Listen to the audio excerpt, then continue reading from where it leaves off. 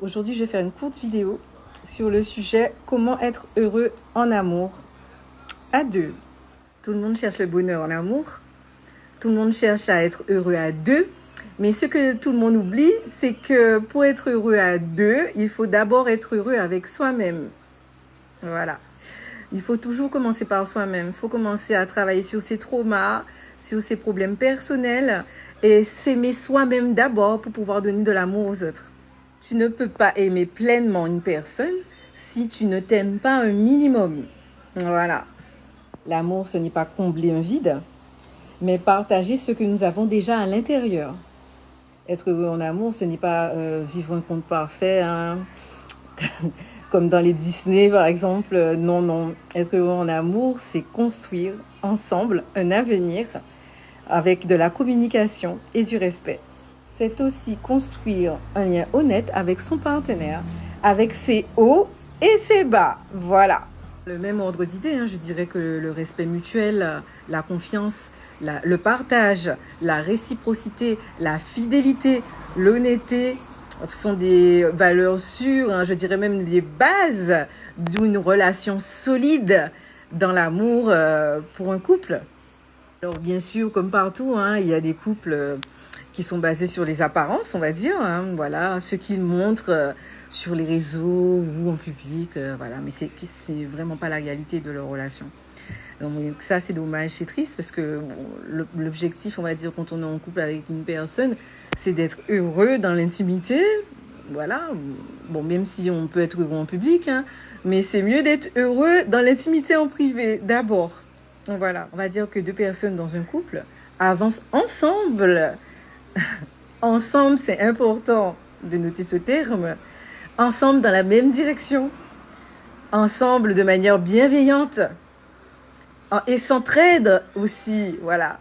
Et font preuve de réciprocité, de partage, d'harmonie, de bienveillance, de paix, voilà. Ça aussi, ce sont des notions importantes.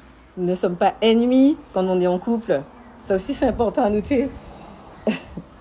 Parce qu'il y a un moment donné, certaines personnes dans le couple, elles s'attaquent mutuellement, voilà. Et on n'est pas là pour ça. On est là pour s'aimer. N'oubliez pas ce terme. Nous sommes ensemble aussi pour s'aimer. Je dirais que tu n'es pas là pour être en guerre avec ton partenaire. Voilà.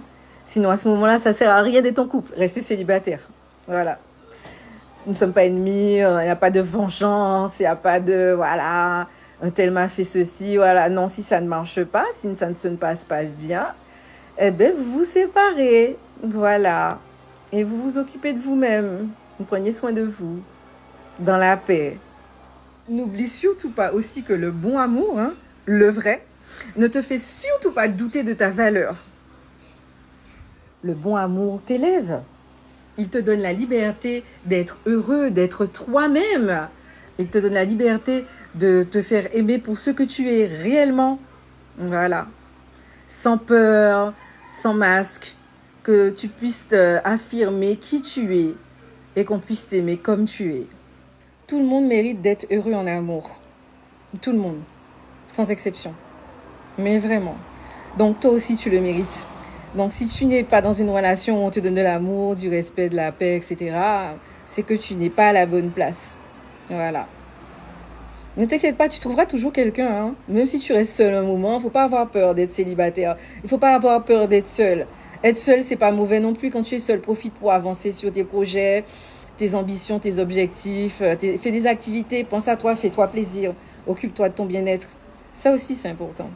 L'amour, ce n'est pas se perdre dans l'autre, mais c'est se retrouver à deux en mieux.